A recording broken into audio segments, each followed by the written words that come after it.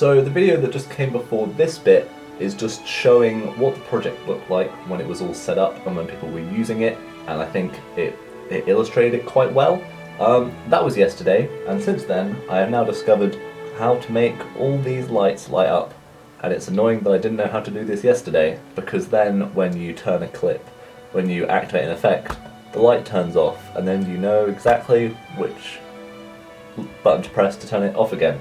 So you can press all of them, and then you know exactly which ones to press to turn them all back off, which means I don't need to make a reset switch, which I still don't know how to do, and it just works really well now. I'm just going to go through the project file like I did for my exam project. So this is the inside of Rosolium Avenue. Up here we have the 8 different clips, which are linked to the 8 different buttons here along the top. So, like, pressing each of these buttons, they light up now as well. We'll change the clip colour, that can go away. And then all of these other yellow buttons down here, each of these is a different effect. So there is 64 effects, plus a button for 3D glasses, which I'm going to be testing out when my 3D glasses arrive, for I currently have none.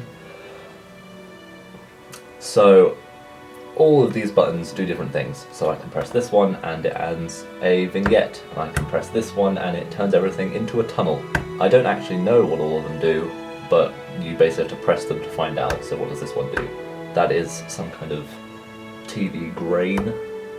That one makes everything very dark. Lines. Yeah, there's tons of stuff. Yeah, there's some new effects that I found, which are now down the bottom here, which are pretty cool. This one's like an infinite zoom, which works quite well with the keyboard. It's like kind of Matrix style, which is pretty cool. And you can add effects together.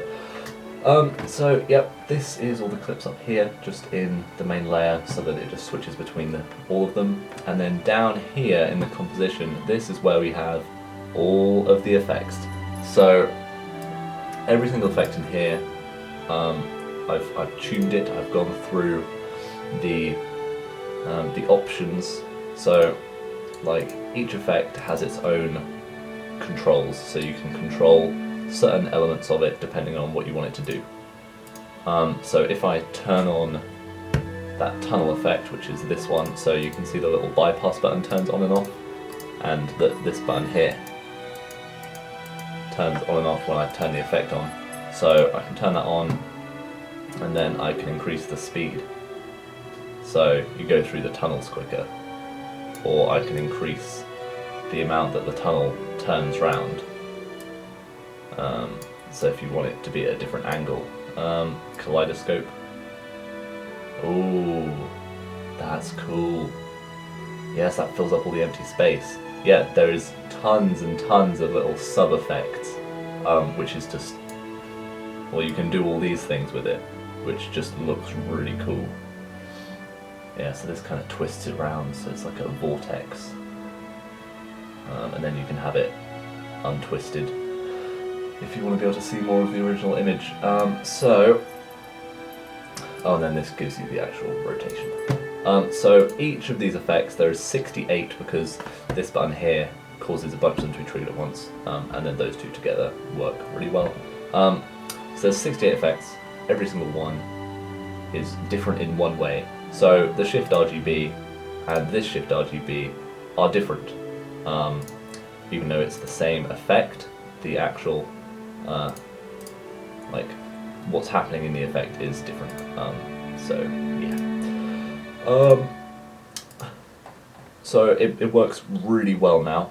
Yesterday, not having all of these light up was a bit of a problem, because it meant that I had to sit at my computer and manually turn off all of the effects. But now that this is sorted out, it can basically run all by itself, and people can just mash their hands into it, press like a bunch of buttons, and see what happens on the screen. And then if they don't want it anymore, they can turn off all the ones that they don't want, and it just works. This is the 3D glasses button, So if you have any 3D glasses, you can look at it and it should be 3D. I don't have any at the moment because my box for Spy Kids 3D had no 3D glasses in it, even though originally there was 4 pairs. But you obviously can't trust your 8-year-old self to keep everything in the box, which is something I now know.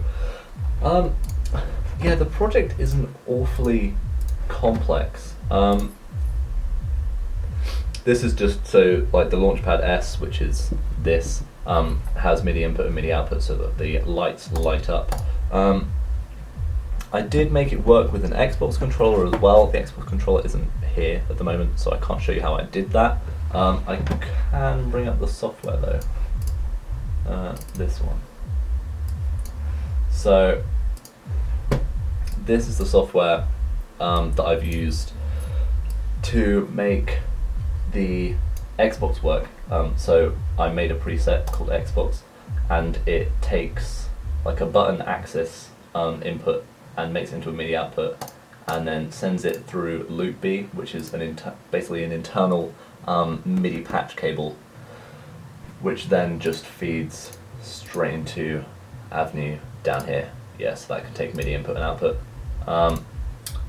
That software had no documentation because it was just made by someone on the internet, so I had to figure all that out, and it helped me understand MIDI as well, because I managed to get the MIDI output from that piece of software that takes the Xbox in and turn on all the lights on this, which kind of like cemented how MIDI worked in my brain, which was pretty good. Just random hand movements, because otherwise this screen's a bit boring. What I do want to be able to do is have these just change colour, because the Launchpad does like red, green and yellow, I think. But so like when you press one, it like goes like red instead of turning off, but I don't know how to do that. It's probably a function in Automap, but I don't understand Automap yet. But yeah, I think that's basically the entire project. It's relatively simple. So these are just the 8 clips along the top. The idea of it is, it's called Breakdown of Communications. So each of these clips along the top is a form of communicating. So it's 2 for writing, 2 for speaking, 2 for typing, and then I feel like music is a form of communication, so therefore that is on there. And then all of these effects are ways of kind of breaking that down. So, I mean, now that I want to, I'm not going to be able to find any distortion. I'm going to have to go into here and attempt to find some. There we go. Just like, so there we go. With this button here, I can break down the communications with some simple distortion, or I can add a bunch more effects and really mess with the communication. Yeah, you can do a lot of things. Whoa, I don't even know what's happened now. This is what is so much fun about this. I have no idea what I'm even pressing. Yeah, there we go.